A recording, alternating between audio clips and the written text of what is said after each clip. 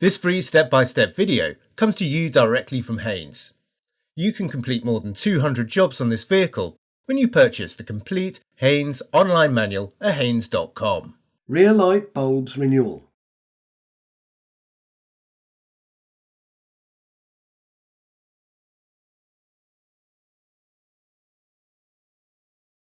Open the tailgate, undo the retaining bolts, and pull the light unit from place. Rotate the indicator bulb holder anti-clockwise and withdraw it from the light unit. Disconnect the wiring plug and place the unit to one side for safekeeping.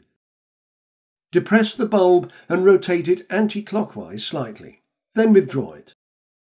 The bayonet pins of the bulb are offset and will only fit correctly in one position. Align the pins with the slots, then insert the bulb and rotate it clockwise to secure it. Reconnect the wiring plug, insert the bulb holder and rotate it clockwise slightly. Slide the light unit forwards into place.